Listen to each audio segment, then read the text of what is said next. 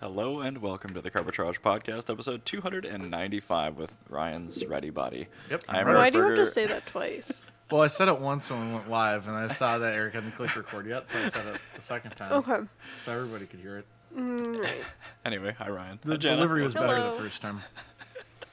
Well, I heard it, Yes. and that's the most important thing. part. So, all right, before we dig into anything super fancy, looks like you have a Yingling. I am actually drinking a carbonated soft drink because I am not feeling super with it today.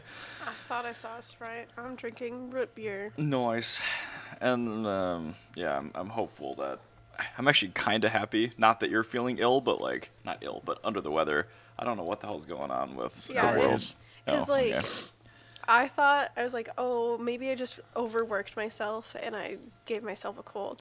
But no, literally everyone at the mill who I haven't seen in a week is like, No, I was was like like, oh. that yesterday. Yeah. So, or not yesterday, but last weekend. It was. I think it's the earth preparing for fall, and it's like, nah, I mean, I'm pretty much ready for that at this point. This Yeah. summer was not my it's favorite too thing hot. ever. Way too hot. So anyway, patreon.com/carbitrage. On this super duper fun little website, we've got 3 open-ended levels of support starting at just $1 a month for content consumers like you. Here's the Ford Model support T based Content ISA. producers. It's like us. I'm sorry, that is a Ford Model T with a giant saw blade on the back where Yeah, the axle. it's a Ford Model T based ISA. Does that still have the banjo rear end? No, the banjo rear end is now an ISA. Well, yeah, but It goes engine directly to saw. how does it? Because it's changed vectors or like directions. It looks like it goes Does it just to. have like a bevel gear? Oh, it does have the banjo rear end, I guess. Oh, okay. Yeah. I was gonna. It's And they perfect just for replaced that, right? they replaced a wheel with a saw blade. Well, it's my- one-wheel drive. Now it's one Yes. saw blade drive. I have a friend who's at a vintage threshing show, which is, boy howdy, those are a lot of fun. I believe that. And usually I feel like you have to have a multi-purpose event too, like a threshing show has got like truck pulling and shit like that at the end of the day too. It's not necessarily. I mean, it's just basically like Machinery Hill at the Minnesota State Fair, but like Very bigger. nice. I did go through that. I always like walking through the tractors. Oh, I always go with Darren, and we always wait for them to start up the big guy, the big Flower City dude, the kerosene tractor, Oh. the giant tractor that's the size of a building. Yeah. I didn't know that was kerosene. Yeah, it's kerosene. They start it up all the time. There's actually a younger kid that was starting it. He was like maybe like I 18. think the old guy that used to do it died. Yes, I'm pretty sure So he did. morbid, but yeah, Yeah. probably. But- Old people do that. Yeah. But it's nice that there's actually kids taking this stuff over. It's not Oh, yeah. another old guy. It's like some kid that actually knows his stuff. mean, I've decided that I really need to get a stationary hit and miss engine for some purpose in my backyard. I was gonna say, what could you benefit from driving with a stationary hit and miss engine? Well, At I'm your home. thinking I can get a mulcher. Because there's so much, I have that big tree. I always have sticks and stuff. Sure. Some mulch stuff. Well, we could get a wood chipper in case Yeah. Steve Buscemi comes rolling around. True. You I gotta, could have a gotta be hit- ready for gas. I think a hit and miss wood chipper would be pretty great. That would be actually pretty great. You would need a hell They of had a a flywheel, but they had a hit and miss, or they had a not even a hit and miss, just a gas powered washing machine hell yes. that you're supposed to put in your house, and it had an extremely long exhaust tube pipe, yeah. that just went outside. I think the original Maytags were Yeah, gas. that's exactly what it was. It was a 1920s Maytag with a gas engine. That's so fucking crazy. Yeah, it's just that's Was it operating at the moment? yeah. Yeah. They I've were never actually seen one run. Yeah, they were actually running it and like actually like washing things inside of it, like rags, The oil old rags. guy that used to do it. They weren't used offering as a service for sweaty shirts at the fair. No. The old guy that used to do it as a gimmick used to have like a really obnoxious sized pair of bra and panties that made me extremely uncomfortable. But this year they did not have that, so even pretty sure more he died. evidence that this guy died. I see. Yep. Is it, yeah, it's all owned by one dude, Yeah, for the most part. and the yeah. estate just is like, nah, we're gonna do it a little different. Yeah. I wonder how they transport. Sorry, that huge No. tractor. It's got to be way too tall to like fit. I imagine on they just drive down the highway. it would hit bridges though. That thing. Probably. Okay, but I mean, it's in such good shape. I don't Yep. know. All right. They just have it. They have a route. All right. So we have a Patreon, and it starts at how much? Just $1 a month. $1 a month, and that gets you Well, our undying gratitude, but and essentially us beer. us beer, Correct. And what's the Hosting URL? costs as well. Patreon.com/Carbitrage. There you go. Done. All right. So I want I to talk already about. did that. Yeah, Yep, perfect. He already did that. I couldn't Why remember. did you do it? Because I couldn't remember. That's Anyway, all right. Now people really know. I have a miniature topic. Well, lay it on me. Vinfast. Okay. Dude, I love that I've seen so much posted about like the few Vinfast that are actually running around in the States. I got so excited because I thought there was a Vinfast behind me the other day. It turns out it was just a Kia, and I was pissed. I've never been more let down in my life. You are probably unique. Yeah. In that reaction to I'd that, previously, so last week I'd invested in Vinfast. I remember. At, I think I invested at like $17 a share. And then it went up to like 60 or something. And I sold it because I'm like, I don't have that much faith in the company. And then it cratered. Very good. To like $13. So I can buy back in. Yeah. With I'm your not going to. I put a put on them. I'm sure they're going to go below 10. Oh, puts are great. I love puts. Let's short some Vinfast. Yeah. Let's do it. Oh my god. Oh my god. Is that you just wanted That to was talk it. about the I just wanted to investing? tell you about that. Perfect. That That's was great. yeah. That's the thing that happened with Vinfast. They like people found out and like it's like funny because a lot of people were like, "This is silly," and then like the stock price started going up, and people were like started hearing about like, "Yeah, this is actually the owner's like passion project. They're not going anywhere." Did it just get listed or something in the U.S. Yeah. exchange? Okay. Yeah, That makes more like sense. over summer. All yeah, right. Gotcha. and it was very funny that Wall Street Bets found out, and then it went through the roof and then cratered. So that's awesome. I gotta love that, giant companies are pretty much at the whim of a subreddit. Yep, I love that. Anyway, another fun story. Toyota Yes. rebuilt their first racer from the 1950s. Very cool. And so this is a Toyopet. That actually is what it says. It's Toyopeto. Wasn't that a terrible vehicle? It was their first attempt at making a passenger car. So not I mean, it wasn't super that great? bad. Okay. But I mean, like, it wasn't ideal. Okay. Had Babbitt bearings. I do remember we've talked about the Toyopet several times. Yeah. In In that era, one they in had that? Babbitt bearings. So the Toyopet eventually got good. But this is really incredible, the story behind this, because they built this as a racer when, like, the United States, like in 1952, when the United States was still occupying Japan. Yeah. And they had to have approval to do just about anything, and they didn't have approval. So they just made this. And then they're like, well, cool, what are you going to do with it? And they're like, Dude, they couldn't do anything drive with it. Yeah. It served as a test platform for like their engines and stuff. But this had been missing since the 50s. And this wasn't even like known to the head of Toyota's museum department that this car had ever existed. Oh. Had never heard of this. Gotta love wartime communication loss. Yeah. And so it turns out, they found it. And it's actually their oldest racer that they ever had, because previously it was a 57 Toyopet Crown that did the mobile gas trial in Australia, which is a 19-day, 10,500 mile single stage rally race around the entire circumference of Australia. I thought that was just the distance and time it takes to go to like a grocery store in Australia. No, it's around. I don't think it's the entire circumference, but I think it was like. Well, the roads are awful, so you probably can't get around. No, I'm pretty sure it was like Sydney to Perth via Melbourne, like all the way around. Yeah, Sydney to Perth, you have to fly or take a boat. Like there's. Or just drive your 1957 Toyopet. Did this still have the Babbitt bearing engine in it?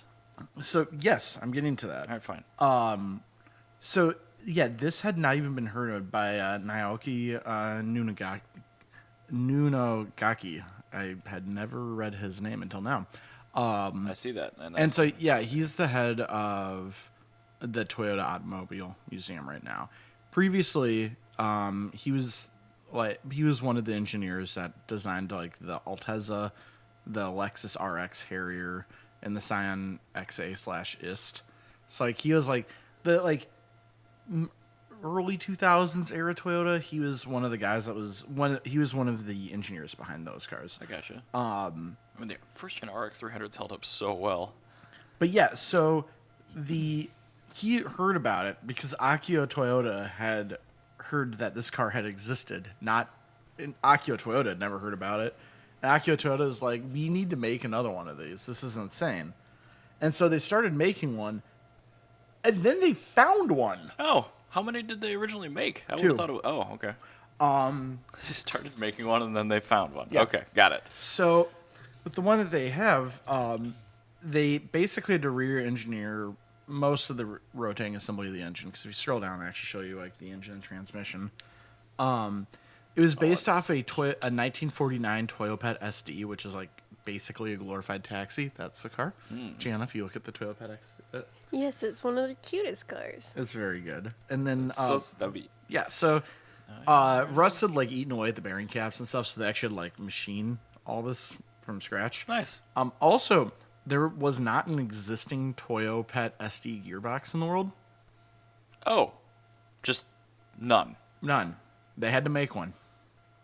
So There's not Toyota a functioning one. from scratch had to Had to- build a new 70-year-old They transmission. had a case Okay. and they had drawings. If you scroll down, they have a case and they have drawings. And so they had to make it from the drawings. That's awesome. Yes, so they made that. It's probably significantly better made out of modern materials. I have to Probably, imagine. actually, yeah. So, actually, sorry, no, they actually had to make the transmission case. It required them to sandcast it. And so they actually did, instead of doing like original style sandcast, they did a 3D print Okay. to make it effectively a sandcast. Sure. It took them 3 months, took Toyota 3 months to build the 70-year-old gearbox from the ground up. Hopefully they made a couple. Yeah. And then they actually, funny enough, they discovered an original one that needed an overhaul as well. So, but they were so far into making the one from scratch that they were able to just rebuild them. So now I have a spare. Very good. So that's good. So we do have two Yeah, Toyopet so gearboxes. there's a new one and a restored one. And so I think at this point, it's in Toyota's best interest just to put them into production. Yeah, That's what I 'cause would do. There's a huge group of Toyopet owners, I'm sure, that would like a transmission. I would. If I had one, I'd be like, yeah, does that have Even if modern... no, this is the sort of thing where I'd build the car around it. If I had it, because it's a 4-speed manual. It's a tiny 4-speed manual. That was insanely tiny for 4 speeds. Yeah. Wow. Okay. Like, do you know how useful that would be? I mean, it must be weak. Real I'm weak. sure, but like, think of like, that would actually be genuinely useful for like Nash Metropolitan stuff. That looked like a magnesium case, too. No, it was aluminum or whatever. Well, even still, like a non-iron case for a transmission in the 40s? Yeah, That's like insane. Yeah, like that would. There's a lot of small form factor cars of that era in which that 4-speed, because like Model Ts and stuff were 3 speeds. Like that's a performance improvement. Sure is. Like you could like Toyota, like they could make that in small batches and actually sell those here.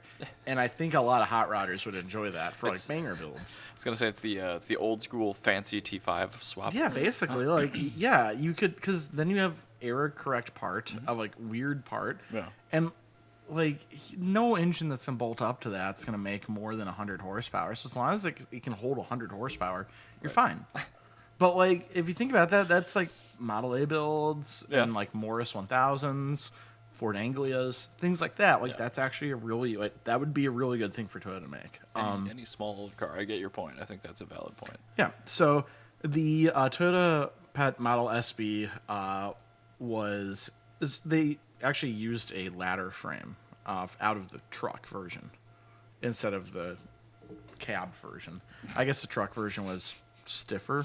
Okay. Yeah, I guess that kind of makes sense. Yeah. So unfortunately, they did not have a donor chassis, so Toyota had to custom build that. I see it. That's a hell of a jig or a buck, whatever you call it. That's a jig, I guess. Yeah. So today they're made out of they make ladder frames on a 1,000-ton press. Okay. And they obviously didn't have the budget for that to create a mold for the create one-off. press tooling? God, no. I know, right? So they created a new technique called sequential shift bending, which is actually unique because like Toyota, by doing this, they created a new technique to make a ladder frame chassis, and this is actually really useful. Like they're creating new techniques that they can use to make cars in the future from doing this. I think that's something that a lot of manufacturers don't consider. Yeah. Like Subaru would never do this because No, they God, no. can't. Subaru can't think far enough ahead. But this is something where it's like okay, let's say you have let's say like the developing market, they need a small truck. Yeah. Well, you're not going to make enough of these to necessitate making a 1,000-ton press. Right. Yeah, the tooling for a press for a low production. Yeah, like if you're trying to make something that's for like the Argentinian market, like a sequential shift building would actually be worthwhile doing that. So what is sequential shift bending? No Is it basically clue. just like exhaust tube bending but with frame rails instead? So actually, it says right here, it doesn't require mold. So instead, it uses a 10-ton force as opposed to 1,000 to slowly bend square pipes little by little, and you just shift the fulcrum a little bit each time. So it's similar to mandrel bending, but instead of doing it in one fluid motion, you're just kind of like mandrel bend here, here, and then that makes it a tighter turn. That's really interesting. That is very clever. Yeah, so then, you keep a solid metal bar inserted into the pipe to minimize wrinkling. Wow, that sure does sound like mandrel bending. So this mandrel bent the frame. That's really cool. But like really tight corners out of that. But yeah, so Toyota and Taiho I'm sorry, run that one by me again?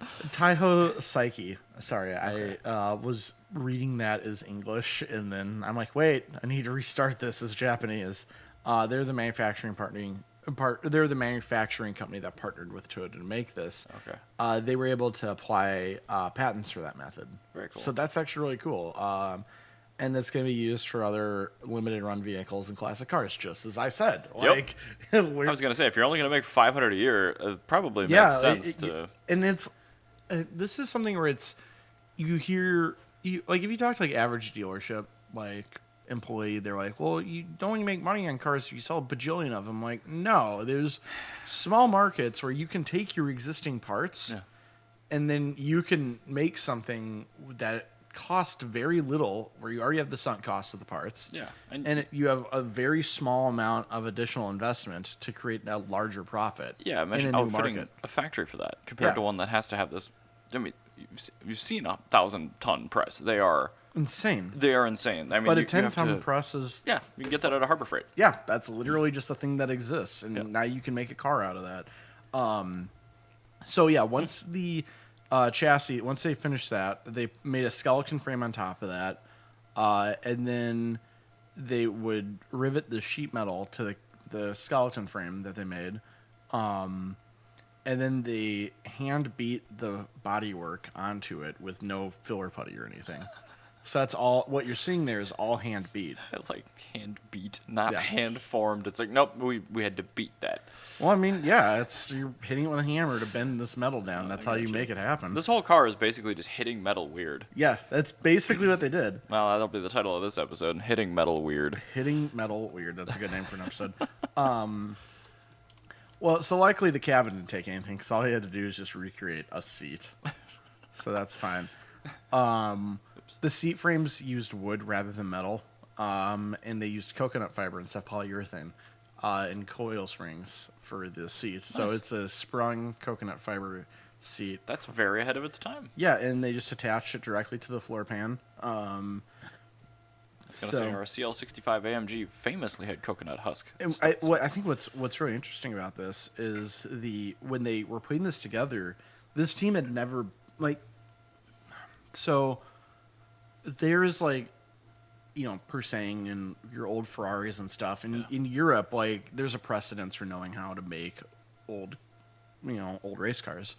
In Japan, they didn't. So in Japan, everything was a little bit different than all the European cars, where they're all kind of like inbred, like the engineers. Like one engineer would go from Ferrari, work for somebody else, work for Lotus, work for whoever, Auto Union.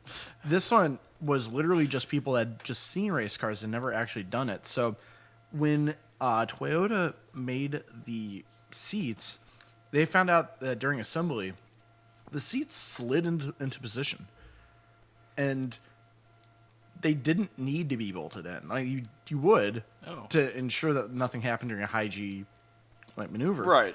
But they found out that the seats secured themselves. So it was like a friction fit? Yeah. Oh, that's kind of cool. That's how they found out, and then they put it together and they actually put a placing screw in there to make sure nothing broke. But they had no photos of the actual upholstery Okay.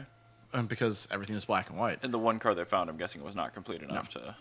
And so, no, because like what they had found was like the remnants of one. So they were like, yes, this did in fact exist. Okay.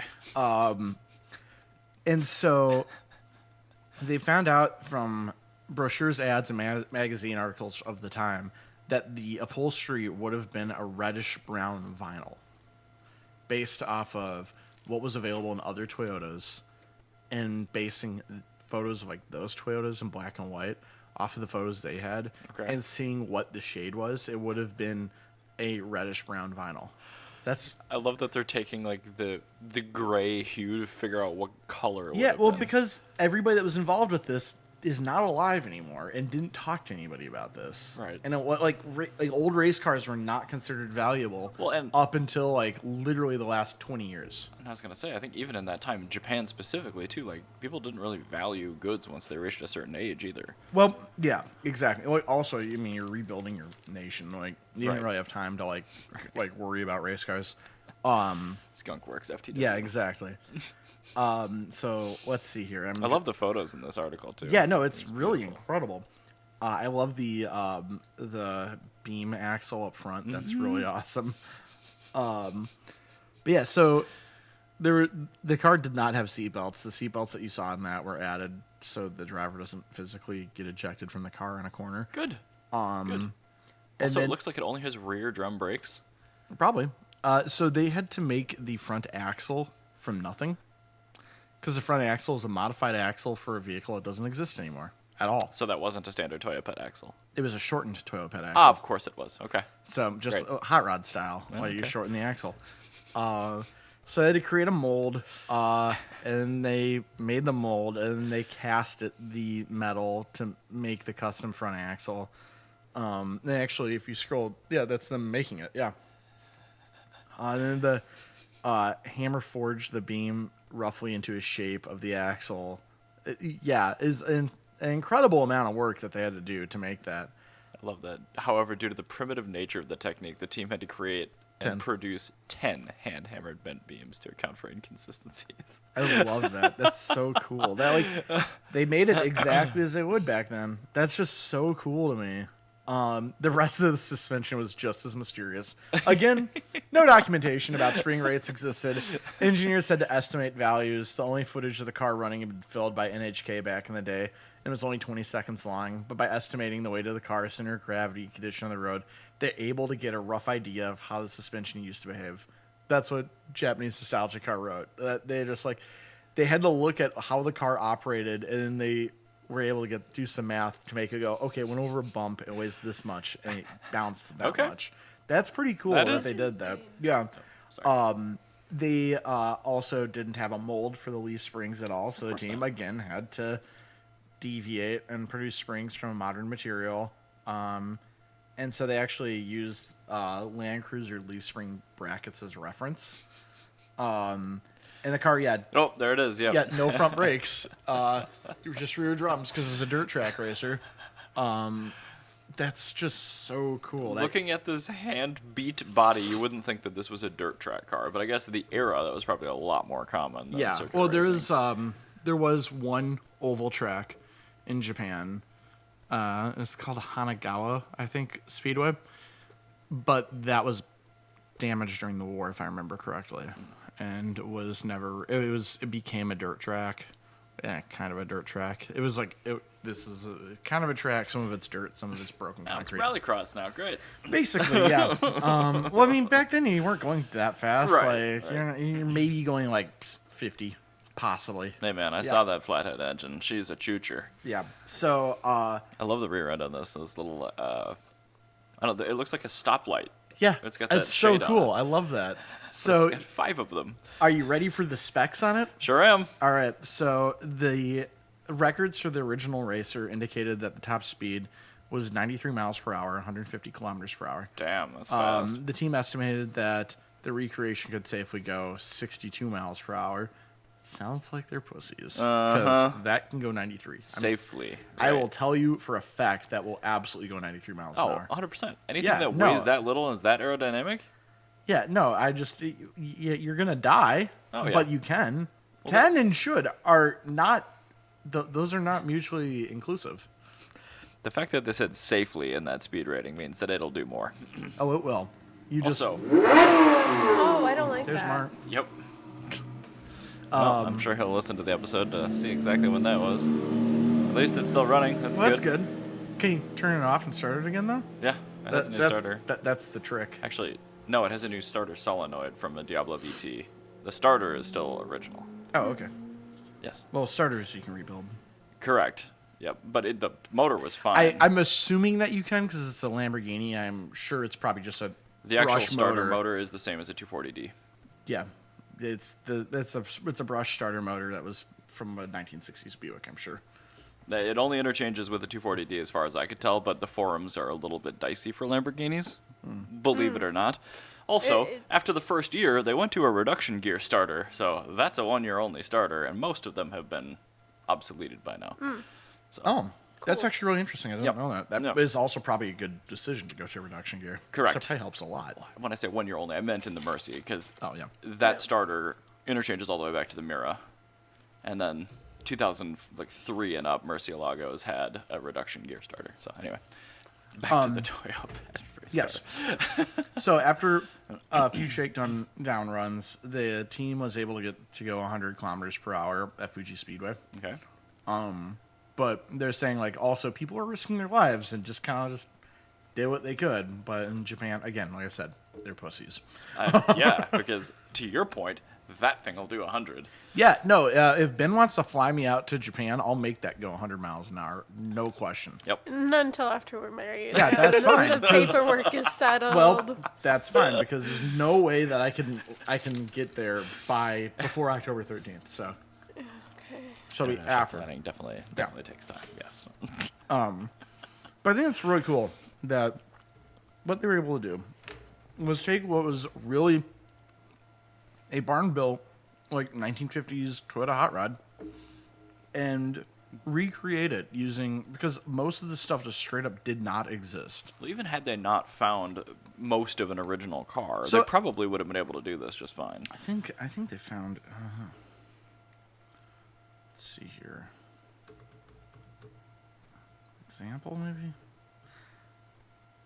Okay, so sorry, I had to double check this. So no, there actually were no original surviving examples. Oh, so it is all what photo they had video. found was a Toyopet. Ah. Were the donor for the transmission. That's what I was mixed up from. So Oh, okay. yeah. So yeah, none of the original cars actually existed. But yeah, this is a sick hot rod. I love this. I love that it's factory built too. Like when a company has a department within it, or they're allowed to do this sort of bullshit. Yeah. So if you want to see photos of this, either watch our YouTube feed or go to JapaneseNostalgiaCar.com. This was posted by them at the beginning of the month, September 1st. So you might need to scroll down a little bit, but you'll be able to find it. JNC is really good about keeping things up in perpetuity. I was gonna say you could probably just search Toyota and race car, and Well, Toyota's not a lot of good race car. Toyopet racer. oh, You there can you find, go. yeah. Toyopet will probably get you the results you're So, yeah. looking for. That's my topic. I just want to talk about that cool 1950s Japanese hot rod. All right, yeah, I have no hope of ever segueing out of that into my Nope, topic. you're So done. anyway, I want to talk about the new 500e, which is coming to the States, but we still don't have like a hard commitment from Fiat yet. However, in an interview, Speaking of modern versions of 1950s cars, indeed. there's your segue. I'm perfect. better at this. Yeah. Well, yeah, that's correct. I don't segue, okay. I'm so into your topic, I'm like, oh yeah. Oh, anyway, moving on. But I am very much in the market for the new 500e. So as soon as that actually hits the shores here, I'll probably get one. I really miss having a small car for it. Yeah, you should really get rid of the Tesla At some point, I will. because Elon Musk is not a good person. No, he's a terrible person. Oh, I had He's a somebody approach me warmonger. at Total Wine on Tuesday. He's like, oh, how do you like this thing? I'm like, I would never buy another Tesla, but I love EVs. He's like, oh, yeah, I guess that makes sense. You probably bought this before, blah, blah. I'm like, well, yeah, kind of. I also didn't care, and I still don't care. But yeah, anyway, I always tell people when they ask me about the car, I'm They're like, not never good. buy a Tesla. They're Do terrible. not do it. Well, Yep. you've been telling people this since before you bought your Tesla, and now you have had a Tesla, so they can take your word for it. Correct. Even better. Yeah. Even though they should have taken your word for it, but people Now are that we weird. actually have good alternative viable product, Yeah. it's like, why the hell would you buy a Tesla? Yeah. It doesn't make any sense. No, you're no. buying it for the name brand, and the name brand is now connected to such a cursed individual, and he will not let it be separated from himself. Well, of course not. Did you hear it? You turned off Starlink in Crimea as Ukraine was trying to take back their own fucking territory. No. Yeah, because Elon Musk is a terrible individual. What a dick. Yeah, no, he's awful. He's an awful, disgusting human being. And I guess I'm not surprised by that, because this is somebody that benefited from apartheid and then lied about it. And then his dad goes, no, you totally had a ruby or an emerald mine when we were kids. And Shut up, Dad. yeah, basically, like, yeah, no, yeah. Well, I fuck sure this hope guy. Stellantis hasn't benefited from apartheid. Ryan is thinking. No, they're not Dutch. Okay, so I good. don't think they would. Anyway, Stellantis had an interview They're earlier Italian. this week where they were talking Italy about... Italy could barely handle like Ethiopia in the 40s. That's why they got their ass kicked so hard in World War II, because like they previously got their ass kicked by the Ethiopian Empire, like in the 30s. Fun fact. There's a lot of fun facts about Italy. Italy, But anyway, No, they're barely a functioning country. yeah. I do like several things about that country. Food is delicious. The lack of traffic laws is pretty good. But yeah, no, they're not a functioning. No. No. I'm guessing there are a lot of like geopolitical issues there, but Oh, yeah. There's Well, some- also people just they're just Italian people. yeah, I've met a few of those. In our World War II fact about Italian Fiat tanks, they were riveted together Okay. because, Welding Bad is decisions. hard.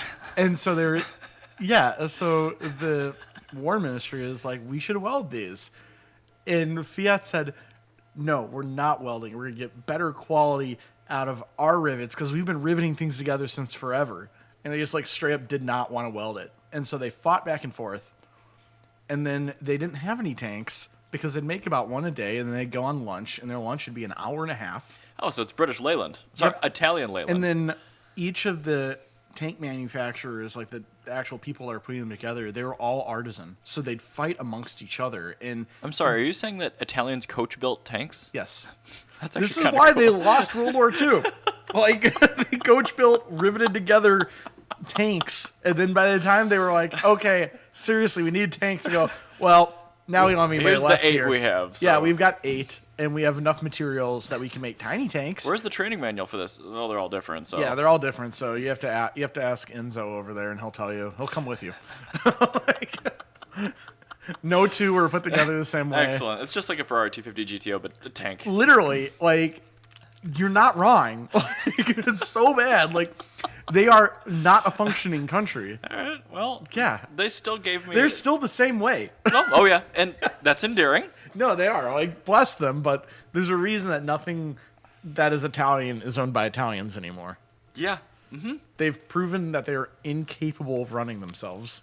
It's not too far off. Like a lot of parts about England too, though. Like Oh, yeah. they're really good at doing things with help.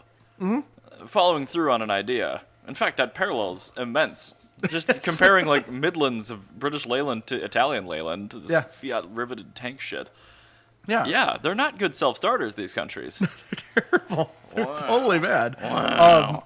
So, speaking of that, I imagine that these batteries are not made in Italy. No, thank God. Yeah. They are made Because they work. probably by a Korean company. No, because if they were made in Italy, they'd be made out of, like, marble. Correct. And the electrolyte would be wine. Yeah. And Yep. they'd have spaghetti for the... The wires. Yeah, for the wires. The wires would be actual spaghetti. God, imagine having to do the sauce change that The little, often. the little plates on the inside would be just, like, crushed like gnocchi. I want to see somebody Yeah. pull a drain plug on an Italian car and pasta sauce comes out. What's going on here? Why is there so much spaghetti, huh? But anyway, no, yeah. Mario, what are you doing? Into this interview where they effectively told people in fewer words that the 500 is indeed coming to the States Brilliant. this year. Good. Still, there's not much left in 2023. They had this conversation about battery chemistry and lightening the packs. Hell And yeah. that needs to be brought up a lot more, because really Yeah. the only people we've heard that from so far are like Mercedes with the EQS when they did that long range study, and then Hyundai with the Ioniq 6. It's like, you need to make the cars lighter and more efficient. And I'm like, yes. That's a push for smaller cars. Yeah. It's a push for efficiency instead of just brute forcing of 200 kilowatt hours You know- in a Hummer. Exactly. Credit where it's due with Italy for all their failings as being a functioning country. They do the things that other countries aren't able to do, where they make things beautiful. They make things functional. They make them fun. They actually add a spirit to them.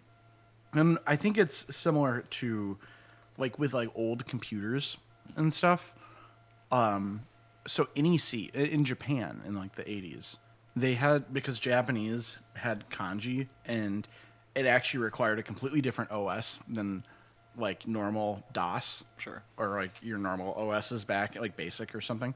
You couldn't program a Japanese computer normally. So actually NEC had to make their own operating system in conjunction with Microsoft, like in 1983. Kinda makes when sense. Microsoft was literally just like 3 people and like 1 Japanese dude.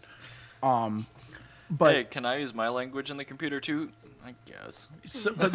I think it's really interesting because since NEC was able to basically just kind of take over the Japanese computer market, nobody else could really get a foothold there, because like up until the late 80s, because nobody could make an operating system that could operate with 500 characters. Sure. But they'd operate with 32 maybe. And like 500 characters like genuinely is a memory constraint. Yep. Yeah, and the registers were not good Yeah. on computers in this era. Yeah, so it'd create a big problem. And so if you look like Big problem. the difference between, say, the Apple II and the Apple Lisa and then the Macintosh, the Macintosh was actually like, that was the equivalent of a Ferrari or a Fiat, where they took your Fiat actually. They took your consumer product and they made it aesthetic, and they improved the form factor of They made it. it desirable. They made Yeah, it they sexy. actually made it desirable. And that never happened in Japan for the Japanese computer market. You'd have NEC and you have NEC clones. You never had Macintosh until Microsoft 3.1 came out, and they had a operating system that can now natively just support Japanese language. Sure. At that point, all the American computer manufacturers that had figured out how to make an aesthetically pleasing form factor just converted it to Japanese and then beat the shit out of the Japanese at their own game. Okay. And that's why Japan, to date, doesn't have the computer adoption that it used to. Because is- it didn't have the equivalent Sure. of a Fiat or the equivalent of your Ferraris, where they actually improved the form factor and they improved the spirit and functionality Yeah. of the actual machine. I mean, that's an interesting point. Yeah, I didn't ever really think about that. But yeah, we think Japan, we think tech. But yeah, they really aren't known for compute. No, because actually they have a terrible PC adoption rate. They don't have personal computers at home. Like, you have phones, Yeah. you have gaming consoles. That's why every Japanese video game runs great on a PlayStation and terribly on a PC, because they just don't do that there. Sure. And so, like the rate of PC adoption in 1993 between America and Japan, in America in 1993, 25 out of every, I think, 100,000 people had a PC. In Japan. No, in America. Okay. In Japan, it was 8. Oh. Well, that's actually not that far off. It's a third. Well, yeah. But oh, yeah, yes, I understand. And so you could see how Right. this would scale up, because in 1993, 2 years later, you have Windows 95. And, well, actually, sorry, in 1993, you still had Windows, Yep. the original Windows. 3.0. Yeah, you had original Windows that was out, and you were having the internet adoption. By 1995, when you had Windows 95 and you had more accessible internet, where you have just a pretty consistent number of ISPs. It was attainable for sure. Yeah, 95. and that 25 out of 100,000 people, it grew exponentially. And when you're growing exponentially from 25 as opposed to exponentially from 8, Right. Oh yeah. Yeah, that's You're where- forever stunted. yeah, and so to date, Japan's like computer industry is still stunted. That's why you don't see any software companies outside of video game studios. Unless they're making robots, they don't really do shit in Japan. That's why Japan has completely fallen on its face culturally, as far as, because like in the 2000s, Japan was ubiquitous. Like, you couldn't go anywhere without seeing Pokemon, without seeing a billion animes, without having all of the things in the world that are Japanese. Yeah. But by 2015, it was all Korea. It was all China. And China It is was the real all- big yeah. PC push now. And so, yeah, to date, Japan's still like losing on several fronts because of that. And I think, so weird. yeah, and now I'm linking this to EVs. That's the fiat effect that you had. Is like, yeah, once you have somebody that can make like the Tesla Model S made the EV Model T. This is your EV that exists and you can use on a daily basis. Yep. I think Fiat is in a position here with their lightning batteries and making them affordable and like a normal car. Well, I mean, That's when you're going to start seeing, instead of having your Model T, this is going to be your Model A, this is going to be your Chevy Confederate, this is going to be your Dodge Brothers. Like, this is going to be where it blows up. Is yeah, I cars like agree. this. Because it's going to drive adoption when you're able to cut costs that much. I mean, think of the raw materials when you cut the weight of a battery by 50%. Well, yeah. I mean, and also another thing to think about is the weight of the vehicle is not just like a safety problem. That's tires. Oh, yeah, That's consumable wearing out. brakes, That's absolutely. wearing out suspension and brake components. That's just daily livability. That's literally wearing out your driveway. Like having a 2,000-pound car on your driveway does not stress anything. Having Not nearly as much as a 4,600-pound car. That's having for sure. yeah, exactly. Having the Tesla on your driveway, like on tarmac, where it's like super hot. I also park it in the exact same spot Yeah. every day, so there's divots now. Yeah, exactly. That's not going to happen with this. Did not car. happen with no, the Fiat. exactly. So those are just like livability things where they're intangible when you're trying to come up with the desirability of a car, but those little changes are going to be how you have a car, like mass adoption of a car.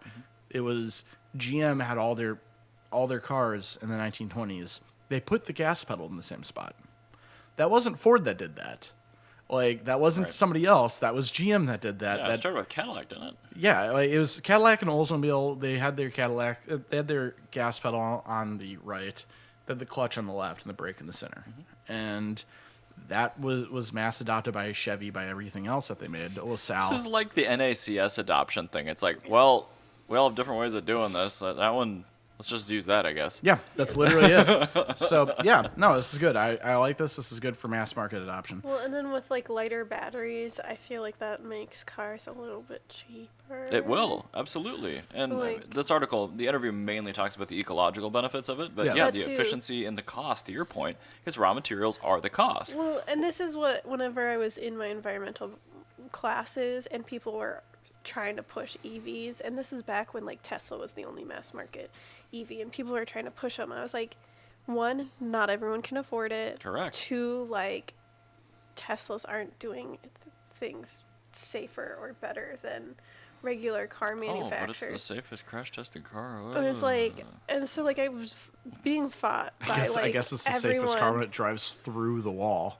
Yeah, and I was Like, what happens? To You'll the, be in better condition when it crashes. What happens to the dude on the other side of the wall that's trying to take a nap? Like, Well, not their He's the problem. Memorex guy. Okay, Yeah. he's gonna be flung back in his seat. But it's like people don't understand. Like, yes, you could have every car company in the world put out an EV, but if they're still adopting the standards that are set right now, no one's going to be able to afford them. Everything is still very much in early adopting territory. But yeah, having a desirable, like, And a- sexy and they car say- that is electric, that people can only get in electric, is going to do huge thing and make it affordable. yes. Yeah. No, that's To gonna your- be. that was an excellent point, Jana. Like, people can't afford a Tesla. No. Like, a lot of people that own a Model 3, for instance, they sold 2 cars, and Yep. they both contribute to the payment on one vehicle. Yeah. Like, it was a stretch purchase, so you're not really doing the world a favor by buying a super expensive It's EV. like getting, back in the 20s and stuff. You could afford a car. You get a curved dash Oldsmobile. That was the first mass-produced, affordable, quote unquote, car in the United States before the Model T happened. But they didn't make enough to make it really affordable. But the curved dash Oldsmobile, that was your Model S. That was upscale enough, but not so upscale that you're getting the equivalent of like a Porsche. You're getting something that's like, a Cadillac equivalent. Right. something that you can actually get to. Because the Model S base price is like, what, 76? I think when they launched, it was in the high 60s, maybe. Yeah, but I mean, like 76 is like, for most of their life, it was like kind of like, Yeah. if you could get $76,000. My like, you car could get one. after options was 83, and it was pretty Yeah. close to the base model. So I Yeah, mean, so 83. That's And so, insane. yeah, and so that'd Yeah. be, but that's the small thing is battery, like, too. that's also similar to what a Corvette costs. That is the attainable luxury. Yeah. Like it's not that 6-figure mark where you literally cannot get it. Right, and the mental block associated with it too. Yeah. Even if like, So, it's 92. A we can Model stretch T it. was like, $400 when it came out. I don't actually. I'm know. just telling you. Okay. No, yeah, I'm telling you that. But I'm telling you as a fact. okay. A Curve Dash Oldsmobile is about 30% more expensive. Sure. At the same time, Curve Dash Oldsmobile, yeah, technically did things fine at that point in time, but the fact that you could then get a car, which on a daily basis, the 500e will be better to live with than a Model S. Oh, for sure. That's exactly what your Model T is going to be compared to a Curve Dash Oldsmobile. Yeah. And so I think that's what we're going to see here is we're just going to see another move where everybody, in 1910, everybody's like, yeah, Oldsmobile, that's the car. This is the future of personal transportation is to get your Oldsmobile.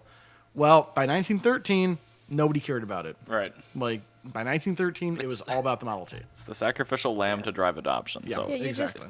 You have to make things more accessible, and the Fiat 500 is moving towards that. And I feel like the younger people want smaller cars because they look at the big trucks and they laugh at them. And I really hope that you are correct in that observation because, Yeah. I mean, I think we'll even talk about this very shortly here, but I have seen kind of a shift in, new vehicles. Like when Yeah. you notice new stuff on the road as a first model year, there's a change in form factor that's slowly Well, developing. even the so. electric SUV we saw from Toyota, the BZ 4X? 4X or whatever. Great name, Toyota. Letters, Hit it out of the pack. numbers. It is marketed. Marquis did? Marketed. A lot of marquees. Yeah, marketed as an SUV, but it's the size of a crossover. So I'm hoping that is also the trend that, because like cars, in order to be sustainable and safer, they need to become smaller. Because we can't get smaller, more affordable cars until we get these big trucks off the road. Correct. And for, commercial use, fine. I understand. Yeah, There's commercial use, whatever. I'm just saying personal use. But it's yeah, like driving to work 40 miles across the city alone in your Dodge Ram is ridiculous. So and being able to get a dually without a special license is insane. And the bumper height mismatches, those Yeah. things are insanely dangerous for cars and pedestrians alike. Like, yeah. Thanks, Anyway. cafe standards. Yeah, right. Just to get you some Chicken tanks. more kind of context here, the Curve Dash Oldsmobile from 1901 to 1907 had a MSRP of $650, which is Okay. equivalent to $22,000. Or sorry, about $22,000 and $22.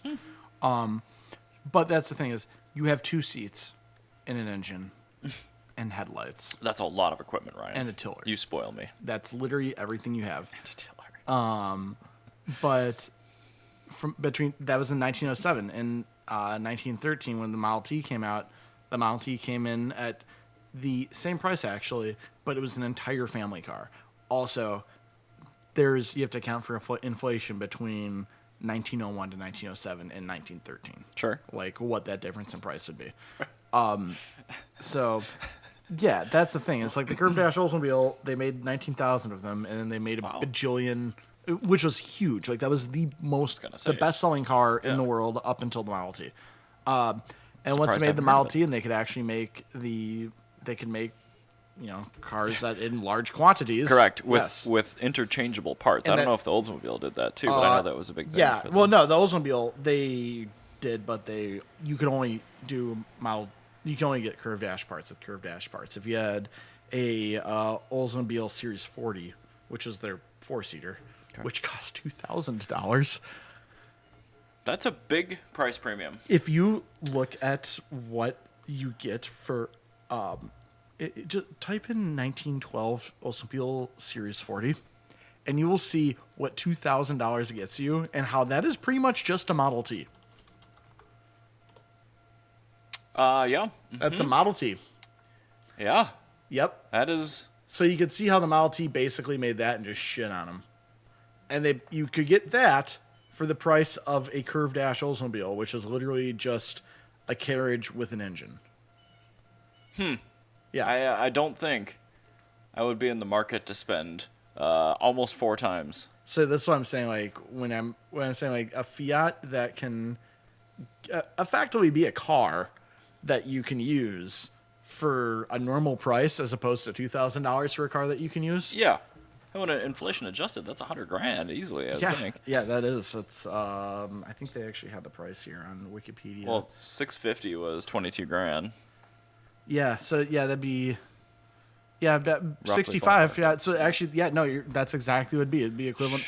That'd be the Fiat 500 electric versus the Model S. Like it's almost exactly an equivalent. Damn this metaphor, making yep. insanely good sense. So speaking of cars, Indeed. have you? I think I've noticed this, and this doesn't have a link or anything, but I've been seeing more newer sedans than I have been crossovers. Am I crazy? I don't think you're crazy. Have you been noticing that?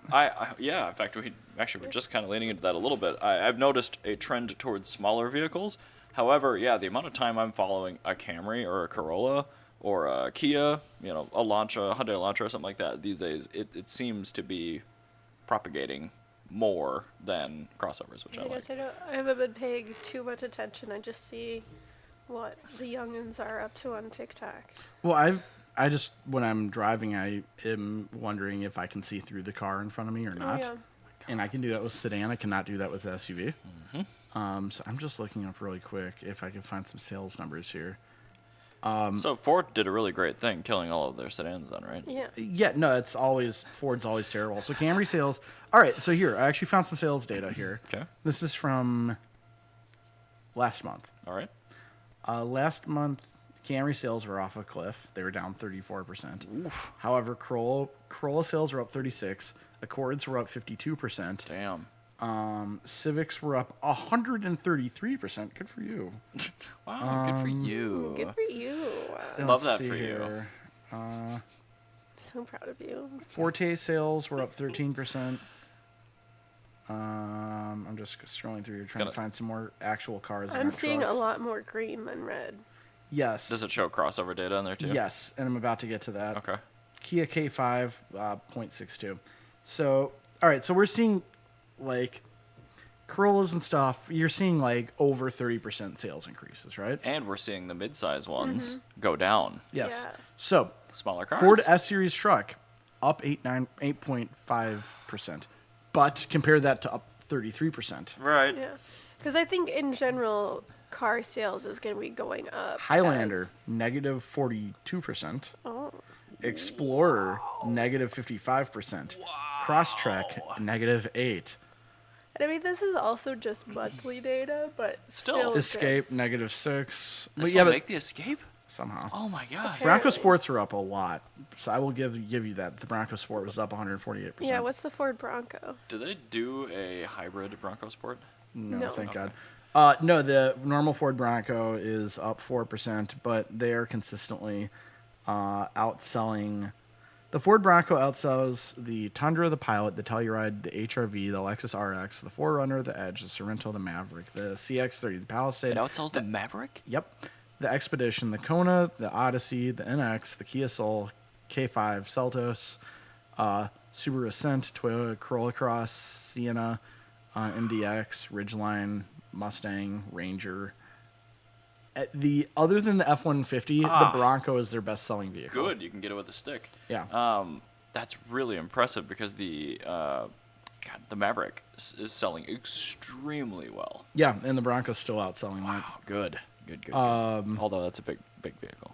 Yeah, but So- at least it's a cool, fun, big vehicle, and people are getting it because, Yeah. not because it's a big vehicle, but because it's a Ford Bronco. Do you know how many? Correct. So Mazda's their CX-9, which is their... They still sell that thing? No, that's the new one that came out. That's the one, the inline the straight 6. 6 one. Cool. Yeah. So they've sold 2,106 of them. Do you know what the sales were last month? On that vehicle? Yes. 40. No. Do you want to know how much they were down from the month prior? Percentage? Yes. Sure. 99.57% down. Do you know how many they sold? I can't do that math, but very, very few. 9. That seems like a not good thing it's funny. It's almost for that it's vehicle. almost as though everybody said, "Wow, I'd really like an inline 6 in a sedan," and they go, "Okay, here's an inline 6." Yeah, 3-row crossover. Yep, and nobody wants that. Well, at least we'll have Stick good to your donor engines. guns. Seriously. Like, stick to what you're good at. Like, The swing make and a a 6. miss, man. Yeah, Like, I understand- You could have made a rear-wheel drive 6. Like, why would you? that would've been so cool. Why would you not want to compete it with Genesis and Seriously. like? Because nobody's gonna buy an inline 6 SUV. Nobody buys an SUV gives a shit about anything other than the bottom line. You could just have an upmarket Mazda 6 called the Millennia. Like, Mazda's not Lamborghini. Like, they're not Maserati. Like, the reason people buy the fancy SUVs is they say some exotic name like Alfa Romeo on them. It's Or you make it sexy like Genesis did. yeah, but which is also exotic because that's an exotic Hyundai. Right. Like, there's no high performance Hyundai. Well, I mean, there's a Genesis, but I mean, like, there's not like Well, I mean like the N. what I'm saying is they don't have the Hyundai Veracruz anymore, where they're trying to compete with luxury brands as the Hyundai brand. I got you. And Mazda, they need to learn. And yeah, so all right, I guess I am vindicated in saying that Vinfasticated?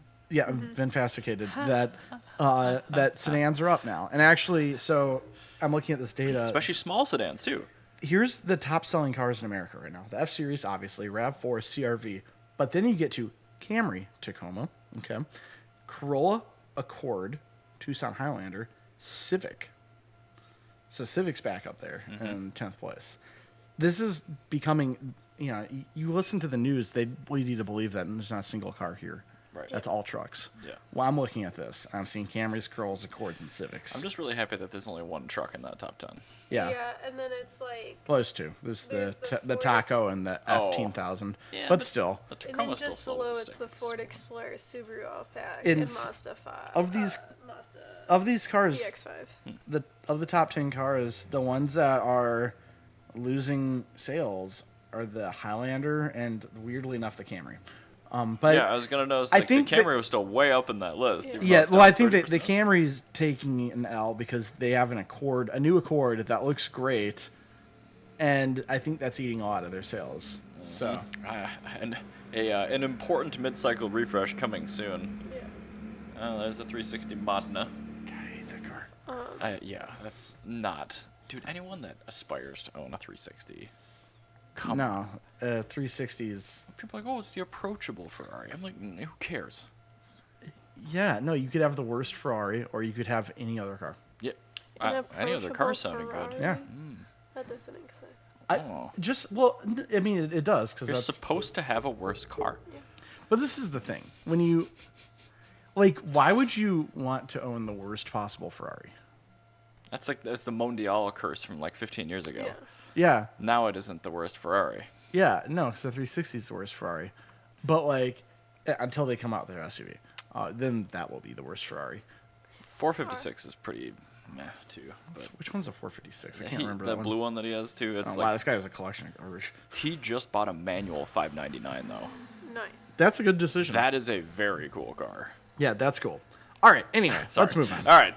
So I was reading through Autoblog this morning, just looking for topics, and normally I wouldn't necessarily approach this just because it isn't technically news, but they posed their writers a question, which was, if you had a budget of $18,000 and no additional points for going under that dollar amount, to buy a vehicle as a non-manual driver to learn and drive manual with, what would you buy? And their answers were actually...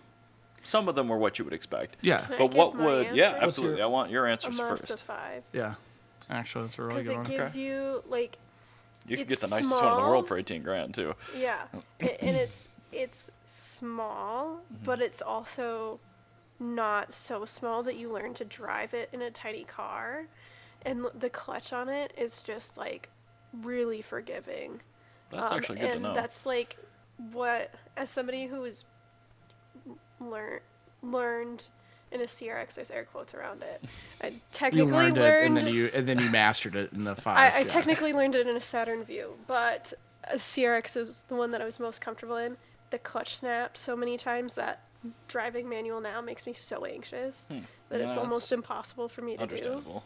But the Mazda is something that I can do confidently enough that, like, if somebody absolutely needs me to drive a manual car, I will pick the Mazda 5 out of a lineup because I know I'm not going to absolutely trash the clutch. Sure. And it gives enough pushback to, with it being like, It's communicative. it's That's communicative. a big 4-cylinder too, so that A additional lot of torque. Yeah. Yeah, so and that's actually that's what I gonna was going help to a say. lot. Is you have a ton And of torque, so It doesn't isolate a ton of the outside noise too, so you, instead of having to look at your gauges, you can hear the engine, and like with the it engages all the senses, which I think is really important That is when you're really learning important. a manual. Yeah, feedback. Because if you get all of that feedback while you're learning to drive, then you can take that feedback and take it to any car. Like, I strongly think that when you learn to drive, you need to learn how to drive in the shittiest car possible. You do, and you need something like preferably with a mechanical clutch. And I know that goes Yeah. against what you were saying, but like that feedback, that teaches you the bite point, and then when you Exactly. go to another car that doesn't do that, Yeah, you still and so know. like a mechanical clutch is ideal, but sometimes it's really easy to goof it up,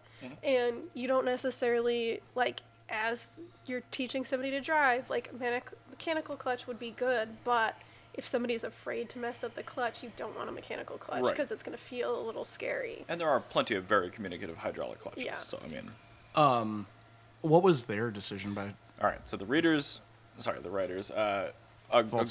Golf all-track wagon. Okay, yeah, that makes sense. Pretty reasonable with the 1.8 TSI. Somebody picked a Mini. Ugh. I'm just like, No, that's "Ah." not a good one. That's terrible. And it's a 2016 Mini, No. so that Why? engine's going to explode. Yeah, and that clutch isn't going to be easy. To replace. Yeah. No, it's gonna suck. No, my friend Civic SI. All Ended up right, going that's a to- decision.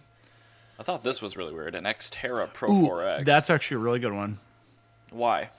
It's similar to the Mazda 5. So the Xterra, even though it looks like it's just a crossover, that's actually based off of Frontier. You have a very communicative clutch. You have a really good driving position. So the driving position makes it actually easier to learn because you're not having to like reach all the way down to get the clutch to the floor. Sure. You're like getting there and just it's simple. That's fair. And like I said, it's a really communicative clutch and it's easy to replace. Oh, definitely. So Yeah, for service, absolutely. absolutely Xterra Pro 4X. And Yep. I think the Xterra is actually a pretty good vehicle to get slept on, but No, they're great. they're great off-roading too. They're fantastic vehicles. Mazda 3, hell yeah. Yep, 3S there with you the, go. with I think would the go with 2.0. the It's gonna be I go similar. stinkier older one because with the 2.3. Because if like they money shift it and they just really blow it up, you can just get an entire Ford Fusion driveline for $500, Well, including a that's transmission. fair, but again, no points for saving money here. And Yeah. like, Yeah. why would you not just get the 2.5? Well, I'm saying just because to learn and drive with that you're gonna if you get the Right. cheaper one because maintenance is gonna be something you have to live with. Mm-hmm.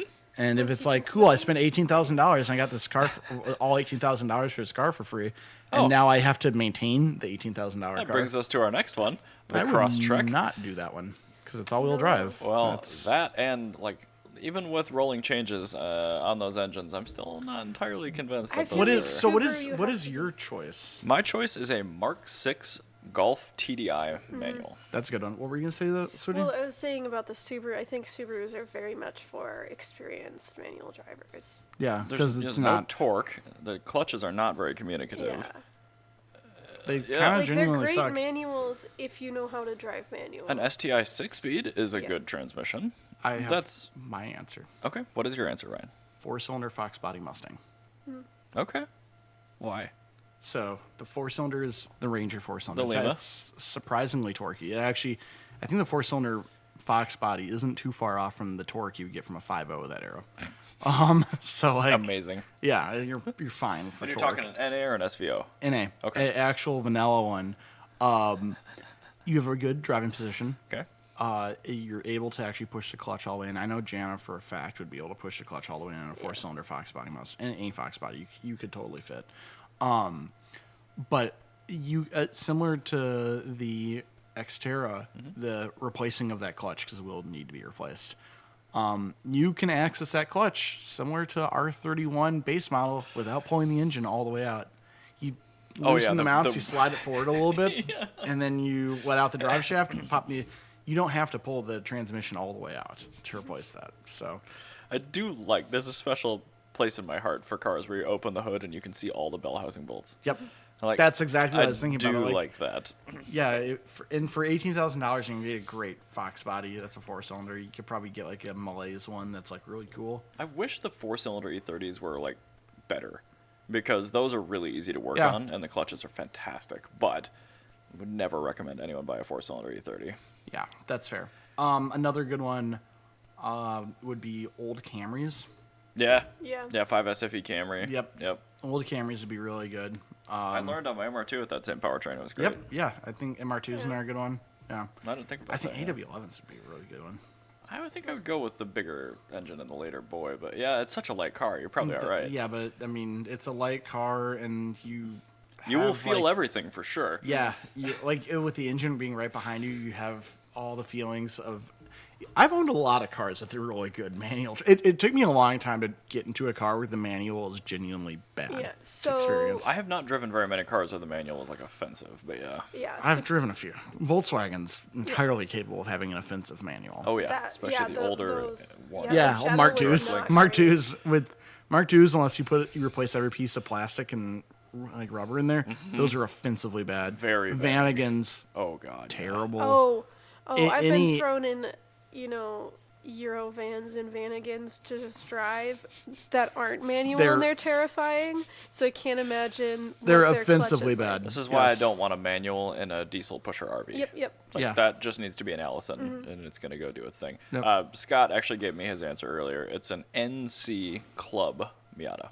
Oh, Yeah, that's fair. I get that. Yep. Same clutch as the 124. So I And you think can also get it for free, and nobody cares about it. Yep. I don't know why, man. I really like the NC Club. 'Cause they're bad. No, the clubs are I mean, all Miatas are stupid. well, No Miata should cost more than $1,000 for any reason.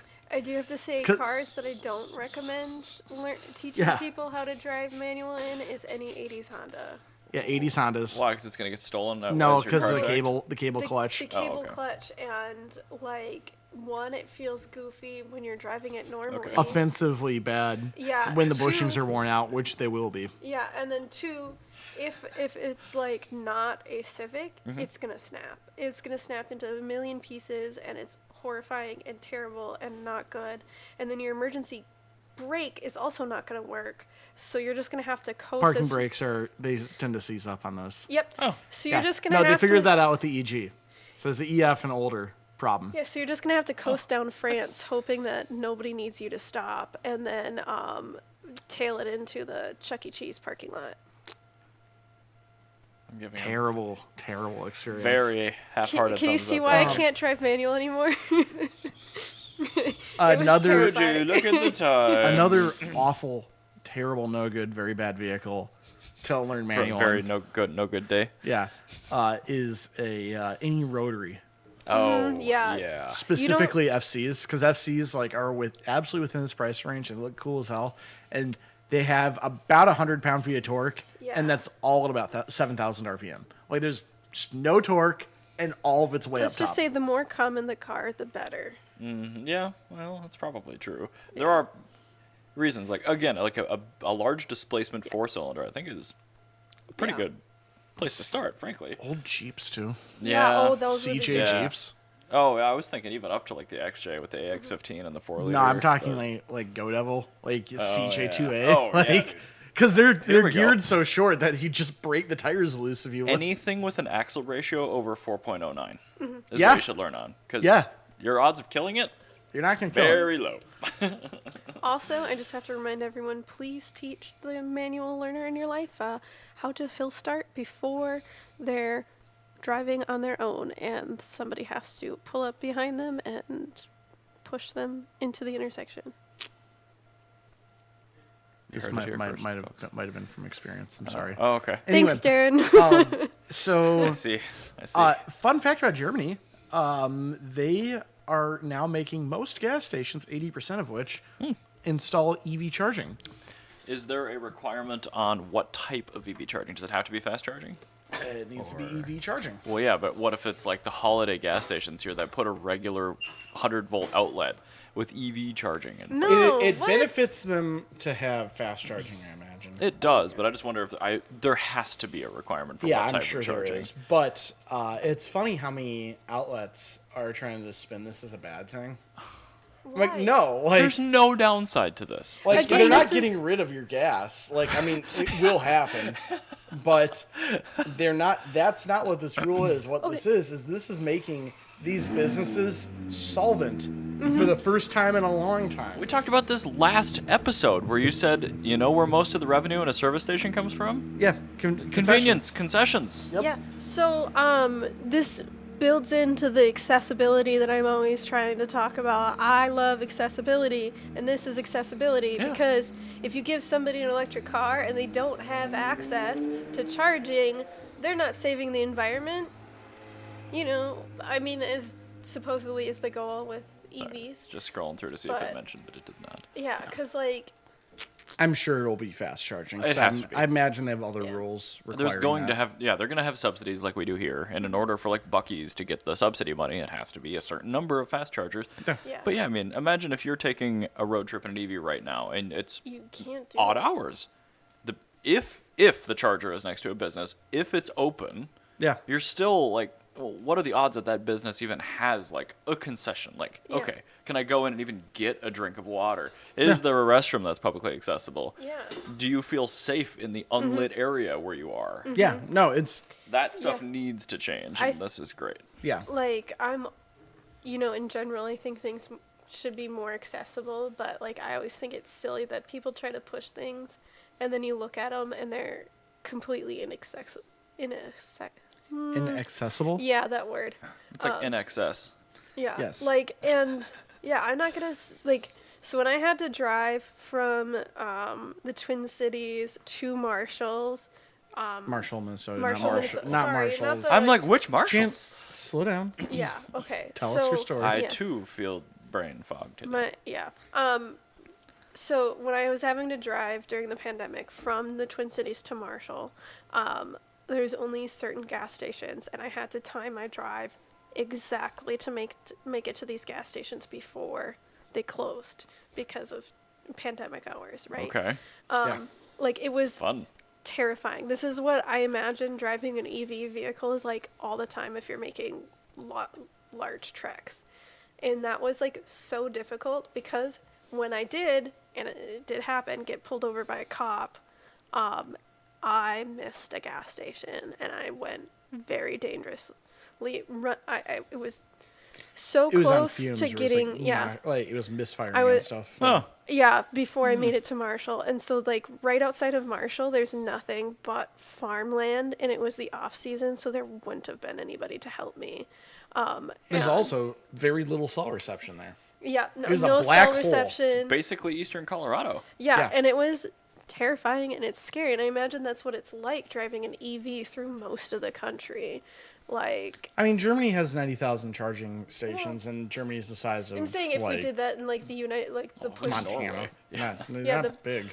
Like, No, no, they're like the just- size of Ohio. Yeah. I'm Ugh, saying yuck. just the push for doing Yeah. this globally. Like, Yeah, no, this is good. I think everybody should adopt this as It's well. like I don't see why people can argue against it, because why would you want to put somebody in that compromising position? You already have all the necessities that a driver needs for a road trip Mm-hmm. there. You already have a body there, so you have somebody to tell when there's an Yeah. issue.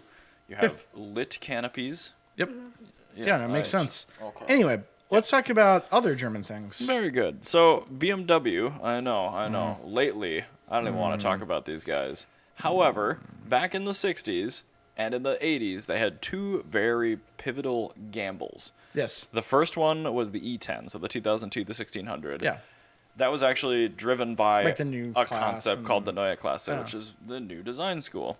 That really put BMW on the map. Before that car, they were making just random bullshit that nobody Control really cared T about. BMW 700. This is the car that they were making when the new class came out. Yeah. Yeah. Oh god, look at this one. It's all done up in M livery. They were cool, but they weren't. You can obviously tell that this is not a powerhouse. You're not going to be is conquering so- the world. The It's front- really cute, though. The front end, and this one's got like later kidney grills put on it. This thing is just a bastard. Yeah. It is a cute car, but Can we look at one that's not have, this one? Can you look at? How about that red one? That's a good one. There we go. Open it and let's see. Hey, there you go. Perfect. Yeah. So, yeah. That's a much better one. This is what they look like. But you can tell that this, and then immediately the next year they made the 2000 or the 1602. Well, 1600, then 1602, then Whatever. 2002. Yeah. Yeah. They made the 1600 immediately after this one. Yeah. There is a 30-year difference in design language Yep. there. They And- went from making a Corvair to making a Civic. And then after Yeah. the 2002, we got the E21, which derailed BMW. That car sold horribly. Which is And because it was bad. the E30 Yep. bailed them out. Yeah. So that was another pivotal turning point. And hopefully this is it, because I think what you're seeing right now with BMW is they are taking what was eventually, essentially the great-great-grandchild of the E30 is what they're making right now. And they've pushed it far too long past its prime. Yeah. And the gamble they've made with this last set of designed chassis, the G Yeah. chassis BMWs, is not paying off. No, it's a... Not in the States anyway. This is a Control-T Dodge Murata. If you look that up real quick. MIRADA. Whatever. Not Miranda, Murata. Images, not for sale. didn't- You don't want to buy I one. did not put an N in there. There you go. New image and tab. Look at that one. God, why is that such a... Well, whatever. You see, actually, there's no change in what the car looks like. Yep. That's a Dodge Murata. Like, I don't like that. the Dodge Murata was the kind of last gasp of making what started as the Dodge Dart in the 60s, where it was just, muscle car.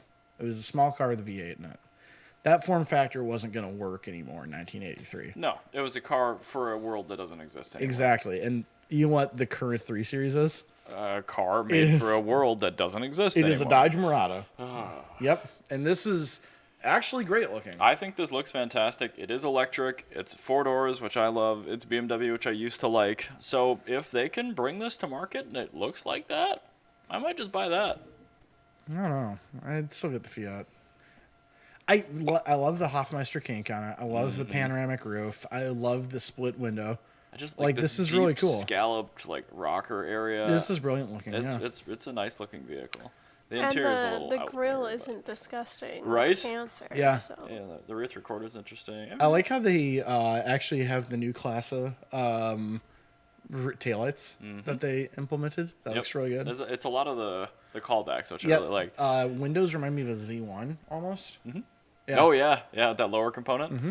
And then you have the Hofmeister kink. It has a lot of design elements that were clearly thought about. But BMW did this to us, I don't know, maybe about 10 years ago now, where they had maybe we should bring back the 2002, and it looked just like this, and they did not make it. You know who was working back then? Who? My least favorite designer ever. That people Christopher Bangle? fucking hate that guy. Why do people like? I genuinely don't understand why he's so lauded as a designer. He took risks, and they did not pay off. Oh my god. Ugh. And It's like he's literally like I can't even think of somebody I hate that much. Doug DeMuro?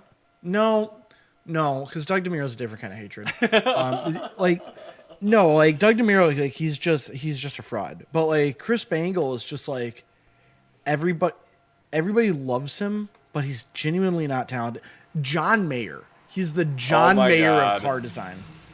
John Mayer is a totally mid musician. Why? This is the weirdest. He doesn't need to be as comparison, big but- as he is. And for some reason, everybody really loves Chris Bangle for no reason. So, The E65 alone was enough for me to not like Bangle. The later products that were brought out with his design school, where he wasn't given full reign to screw it up quite as hard, I'm not offended by it, but he is...